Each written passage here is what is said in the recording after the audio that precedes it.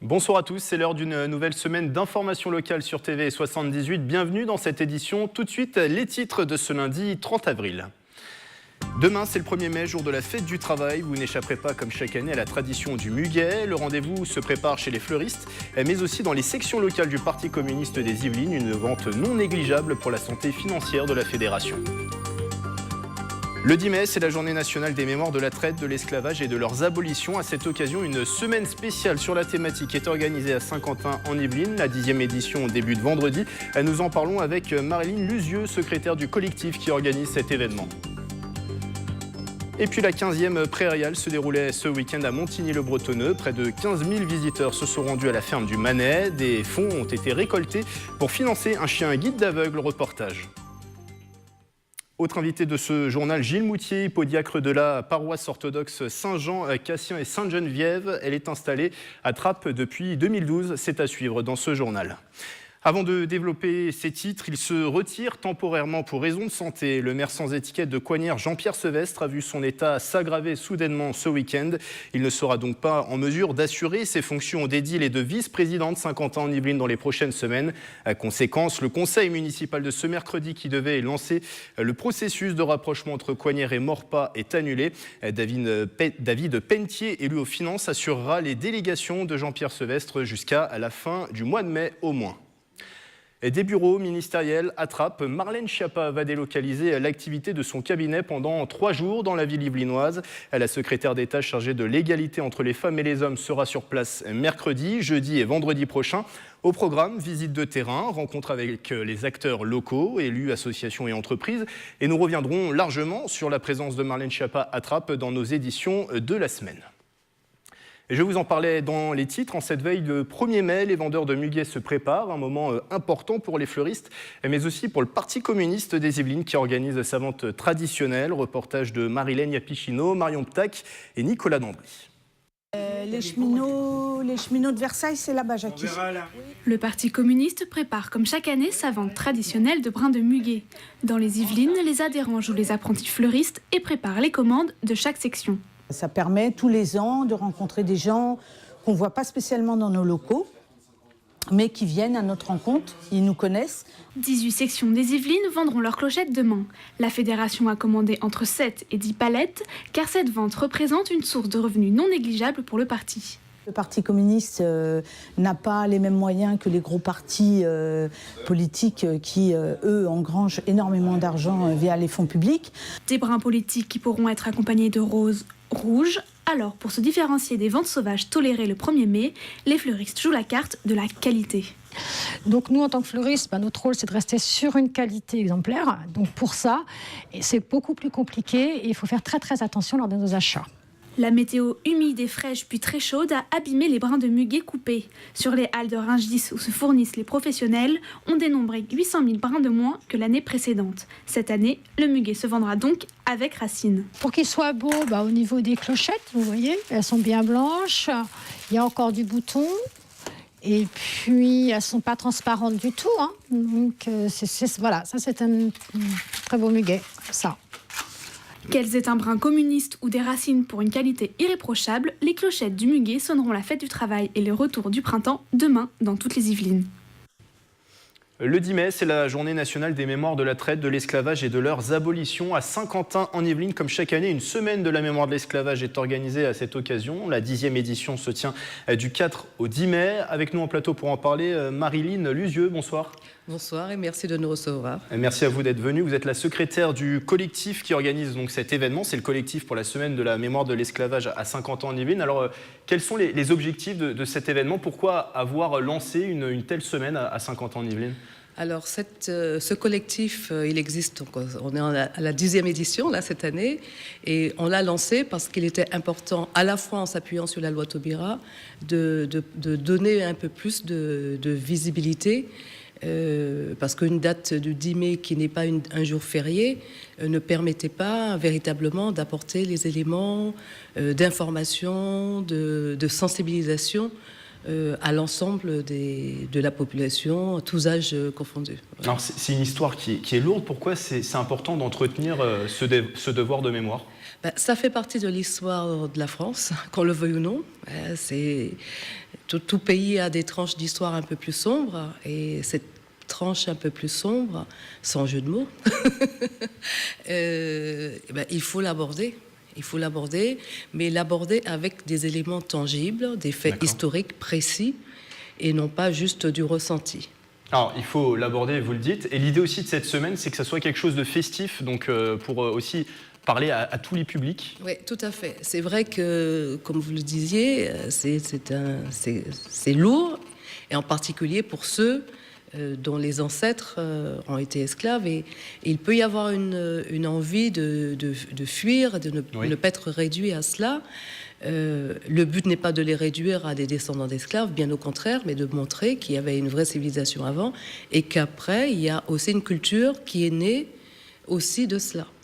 Et des personnes, des personnalités qui ont lutté, que ce soit pour les droits civiques aux États-Unis, mais aussi en France, et permettre que comment dirais-je, que chacun prenne sa place au sein de la société française.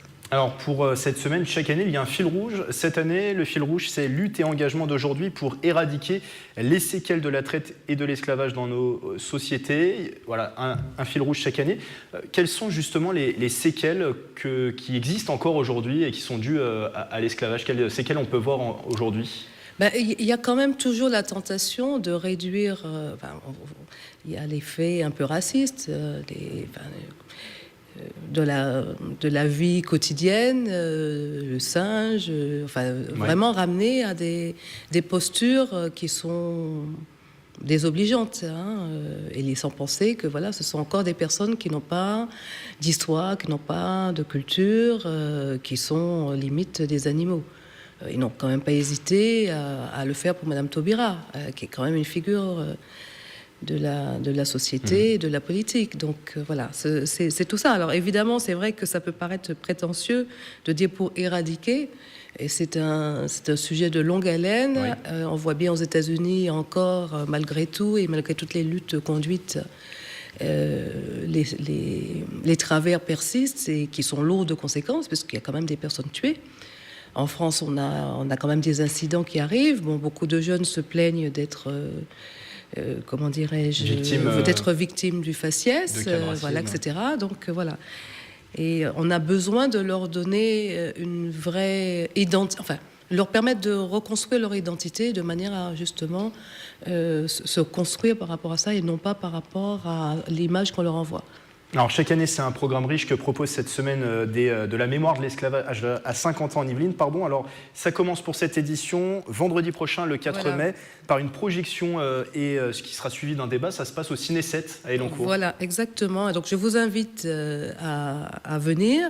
C'est vrai que chaque année, on a à cœur à trouver un film qui traite du sujet et du coup, sur l'aspect visuel qui peut chambouler. Oui.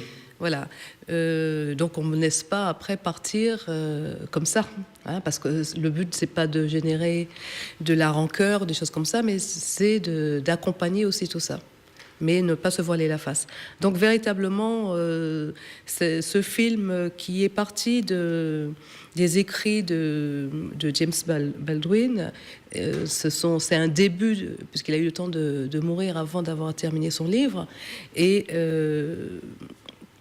le réalisateur haïtien Raoul Peck est parti de cela pour pouvoir retracer véritablement les luttes pour les droits civiques et cette période où il y a plusieurs qui ont laissé leur vie.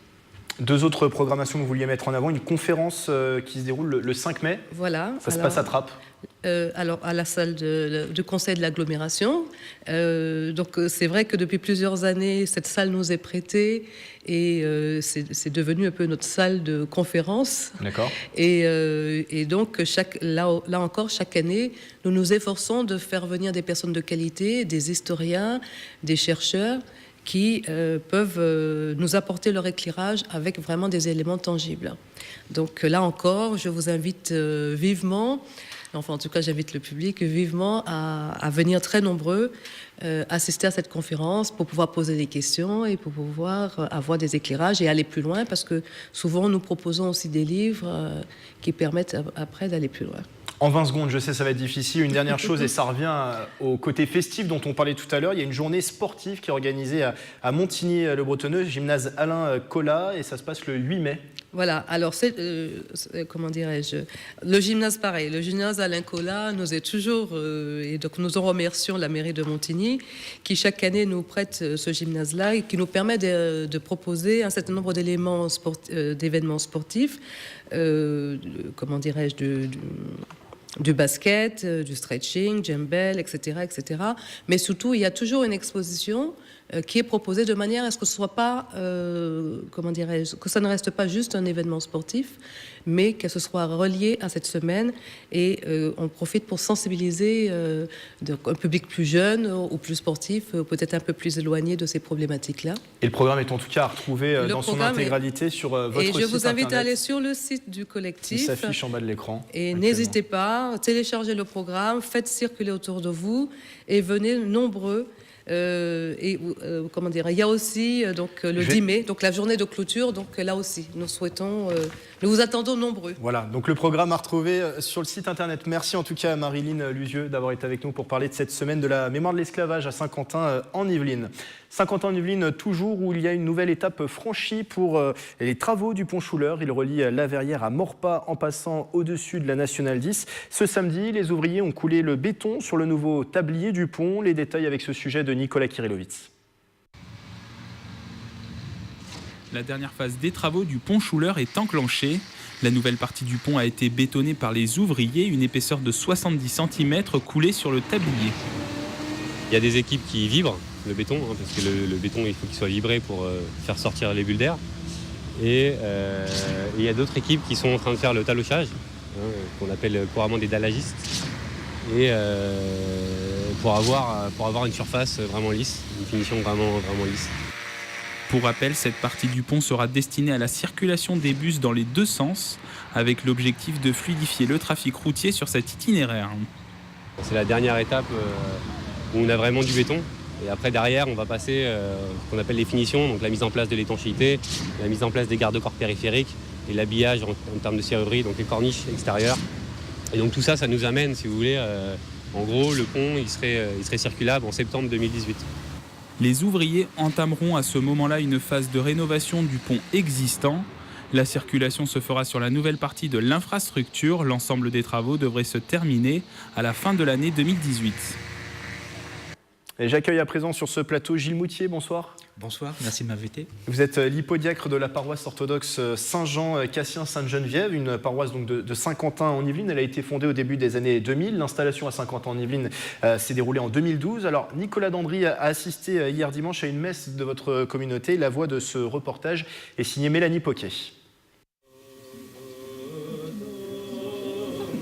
Le corps et le sang du Christ ne font qu'un, une communion donnée à la cuillère. La religion orthodoxe, c'est 2000 ans de liturgie proche de la religion catholique. C'est-à-dire qu'il y a toujours l'évangile qui est lu avec l'épître avant, le credo, le Notre Père, la communion et le renvoi après. Il y a eu des petits changements quand même. Je pense qu'au tout début, la liturgie était plus courte que ça, mais sans doute par piété, par souci de mieux prier. Au fil des siècles, il y a des choses qui ont été rajoutées en plus, il fait que la liturgie est longue. Des messes en français et en roumain, la création de cette paroisse répond aux demandes des pratiquants. Présente depuis 6 ans sur Saint-Quentin en Yvelines, ces messes dominicales rassemblent une cinquantaine de fidèles réguliers. On est bien ensemble déjà, pour commencer, on se soutient. Et on soutient aussi les autres. Et aussi on respecte les autres. C'est le respect, si vous voulez. J'étais catholique. Donc j'ai été baptisé catholique, j'ai fait mon catéchisme, etc. Donc j'ai été communié. Donc je suis venu à l'orthodoxie pour pouvoir me marier avec ma femme qui est russe. Dans la forme, il y a beaucoup de différences. Il y a notamment une sorte de rigueur qui est en fait un petit peu perdue en fait dans le catholicisme. Donc beaucoup de règles en fait à suivre. Une messe terminée ce dimanche par la chorale des Saint-Archanges, une chorale roumaine parisienne, une vingtaine de chanteurs pour partager des airs populaires.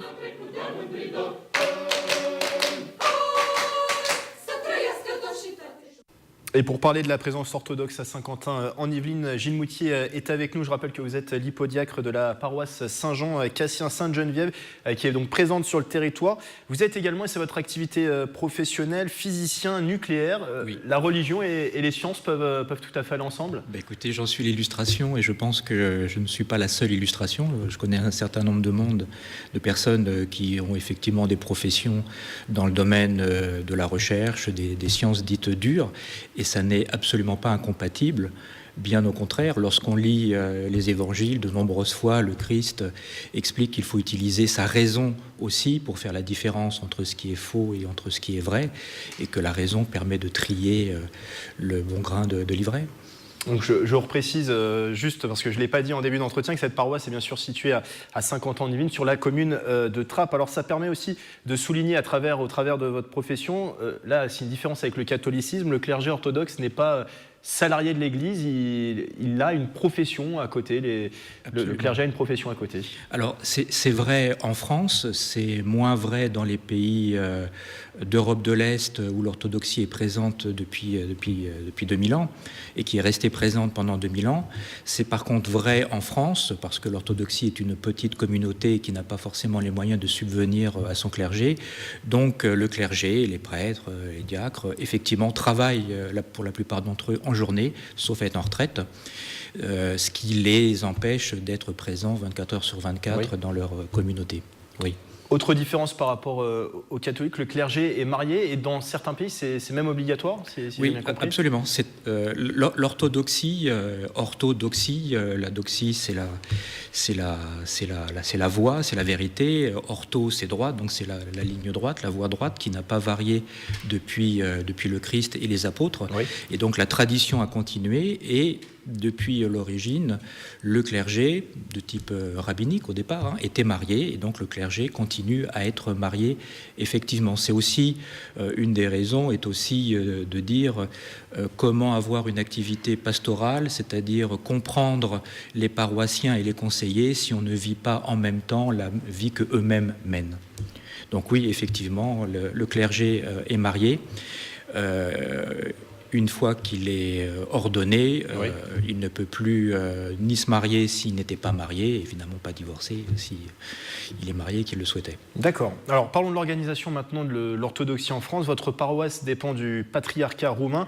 Il y a plusieurs patriarcats en France, russes, grecs, roumains, bien d'autres encore. Expliquez-nous un peu ce fonctionnement. C'est-à-dire qu'il n'y a pas une seule église orthodoxe de France ? Non, c'est particulier à l'Europe de l'Est, comme je l'ai dit, à l'Europe de l'Ouest, pardon, l'orthodoxie. Alors, il faut quand même imaginer que pendant 1000 ans, les premiers 1000 ans, il n'y avait pas de catholicisme romain ni de catholicisme orthodoxe. Il n'y avait qu'une seule église indivisible. Et en 1054, la séparation commence à se faire et l'Europe de l'Ouest bifurque vers le catholicisme romain pendant que l'Europe de l'Est, elle, continue sur la voie du catholicisme qui ne s'appelait pas orthodoxe puisqu'il n'y avait pas de différence. D'accord. Et donc la tradition culturelle de l'Europe de l'Ouest, c'est le catholicisme et pas l'orthodoxie. Et donc, l'orthodoxie s'est constituée en Europe de l'Ouest et donc en France grâce aux diasporas. Donc, la première diaspora, ce sont les Russes lors de la Révolution de 1917, puis ensuite divers diasporas des divers pays de l'Est, Roumanie, Bulgarie, Grèce, etc. Très bien. Avec les invasions. Et ça explique que chacune de ces diasporas, puisqu'il n'y avait pas d'église orthodoxe en France, chacune de ces diasporas a constitué sa propre église. Et donc aujourd'hui, on se retrouve à effectivement ne pas avoir une église orthodoxe de France, mais avoir l'église orthodoxe en France, avec une représentation de chacun des patriarcats des pays d'Europe de l'Est en France. Ce qui veut dire que l'orthodoxie en France est administrée par une assemblée, ce qu'on appelle l'Assemblée des évêques orthodoxes de France, qui se réunissent régulièrement pour décider de certaines choses de façon commune ensemble. Un petit mot pour terminer, il nous reste un peu plus d'une minute sur la présence donc orthodoxe à Saint-Quentin-en-Yvelines. Votre paroisse, on l'a dit, est présente sur le territoire depuis 2012 et vous êtes la seule paroisse orthodoxe sur le territoire de Saint-Quentin. Absolument, nous sommes la seule paroisse orthodoxe en y rajoutant le petit monastère du Saint-Esprit qui est à au Ménil-Saint-Odile, qui est ce qu'on appelle un skite, qui est dirigé par le père Bernazuf. Oui, nous sommes la seule communauté avec ce monastère sur Saint-Quentin en Yvelines. Une cinquantaine de fidèles ? C'est ça, une cinquantaine de fidèles en moyenne, plus lorsqu'il y a des grands événements. Mais c'est effectivement ce que ça regroupe, et une paroisse qui est par construction éminemment multiculturelle. On l'a dit, nous sommes rattachés au patriarcat de Roumanie en France, mais la paroisse contient des Serbes, des Bulgares, des Roumains, des Français qui sont mariés à des conjoints de nationalité bulgare, serbe, roumaine, etc., mais des Français aussi de France. Sarah, qu'on a vu dans le reportage, est éthiopienne. Et ce qui nous réunit, c'est la pratique de l'orthodoxie dans la langue commune qui est le français. Est-ce que depuis 2012, il y a des nouveaux fidèles qui sont arrivés ? Absolument. Oui, nous grossissons. Eh ben, merci d'avoir été avec nous, Gilles Moutier, hypodiacre de la paroisse Saint-Jean Cassien Sainte-Geneviève, qui est présente donc à 50 ans en Yvelines, on le rappelle, depuis 2012. Et vous pouvez retrouver plus d'informations sur la paroisse sur le site internet qui s'affiche en bas de l'écran. Le sport, un mot de football, alors que la finale de la compétition se jouera le 8 mai entre le Paris Saint-Germain et les Herbiers. Le premier tour de la prochaine Coupe de France s'est joué ce week-end. Villepreux, club de 3e division de district, s'est imposé chez les Essonniens de Draveil, un club qui évolue une division au-dessus des Yvelinois. Le résumé du match avec Mickaël Elmidoro et Nicolas Dandry.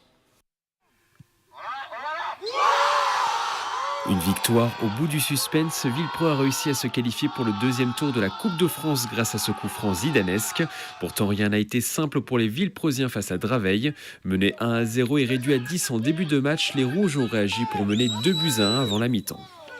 Malheureusement, nous on prend un rouge un peu compliqué à accepter, malgré qu'ils dit que c'est les règles. Eux, ils font 5, 6, 7, 8 fautes, ils n'ont pas un carton. À 10 contre 11, on est en train de faire du 2-1. On continue le travail qu'on est en train de faire depuis des matchs et des matchs. Le travail va finir par payer à la fin. Au retour des vestiaires, les Villepreusiens souffrent face aux pensionnaires de 2e division du district. Draveil finit par égaliser à 2 buts partout sur corner. Après, quand on est revenu, on s'est dit qu'on défendait solidaire et on a défendu peut-être un peu trop bas. Un but encaissé qui a servi d'électrochoc. Villepreux pousse et finit par marquer le but de la victoire dans les dernières secondes. Score final 3-2. C'est la délivrance. C'est le résultat de 2 mois et de mois de travail, une délivrance, aller jouer une équipe une division au-dessus. En plus, comme il a dit, 80 minutes à 10, c'est compliqué. C'est la récompense. Comme je leur ai dit dans le petit message, ça reste de la Coupe de France. Il y a la télé qui vient, il y a les supporters qui sont là, et ainsi de suite. Faites-vous plaisir avant tout, et ce sera le résultat. Prochain tour pour Villepreux début juin contre un adversaire encore inconnu. Les supporters, eux, commencent à prendre goût à la Coupe de France. Il était parti à vélo depuis le Vélodrome national de Saint-Quentin en Yvelines le 22 avril dernier. 7 jours et 617 km plus tard, Gabin, 10 ans, est arrivé à Brest samedi dernier. Accompagné de son papa et de son grand-père, le jeune cycliste a bouclé son Paris-Brest pour la bonne cause. Une aventure au profit de l'association Vaincre la mucoviscidose. Une amie de sa famille est touchée par la maladie. Gabin a ainsi pu récolter presque 4 000 € et a été accueilli samedi avec les honneurs. Il revient sur son périple, interrogé par Nicolas Dandry. Ça s'est plutôt bien passé, sauf l'avant-dernière étape où il y avait beaucoup de vent et beaucoup de pluie. Comme on roulait pas vite, ça nous fatiguait pas trop. D'abord, on est allé à la fac de médecine, au laboratoire de recherche, et après on est allé faire notre vraie arrivée au Capucin, c'est à Brest. Et là, il y avait des mini Paris-Brest, il y avait plein de monde. Et Gabin va se remettre en selle très vite. Il se repose en vue de sa prochaine course cycliste le 13 mai. De la solidarité encore et du loisir avant de refermer ce journal. La 15e édition de la Prairiale de Montigny-le-Bretonneux se déroulait ce week-end. Près de 4000 visiteurs sont venus acheter des fleurs, des produits régionaux ou encore rencontrer des poules et des lapins. Un événement organisé par le Lions Club de la ville pour financer un chien guide d'aveugle, Nicolas Dandry. C'est la poule noire, entièrement noire, qui vient d'Indonésie. Cette poule, c'est la Sémanie, une race élevée par Camille Jalut. Cette étudiante en 6e année de médecine participe à sa première prairiale à Montigny-le-Bretonneux avec quelques volailles et des lapins. Ça touchait à la fois mes 2 activités, la principale, vu que je suis en médecine, donc la cécité, et puis ça touchait aussi ma petite passion, mon loisir à côté, les poules, les volailles, donc c'était fait pour moi, c'était parfait et je suis ravie. Alors avec ma fille, on regardait les poules et ces magnifiques poules et ces superbes lapins. J'aime bien les animaux, quand j'en vois, j'ai envie de les caresser, de les adopter. Des animaux mais aussi des fleurs et des produits gastronomiques. Au total, près de 50 exposants ont participé à cette 15e édition à la ferme du Manet, un événement organisé par le Lions Club de Montigny-le-Bretonneux pour aider au financement de chiens guides d'aveugles. Ça ne se vend pas, mais ça a un coût parce qu'il faut l'élever. Il est élevé au centre de Buc, juste à côté. Ensuite, il faut le nourrir, il faut l'éduquer. Il faut, tout durant sa vie, le soigner, lui donner à manger et ensuite, il faut lui préparer sa retraite. Le Lions Club Igny-Montun a déjà financé 5 chiens guides.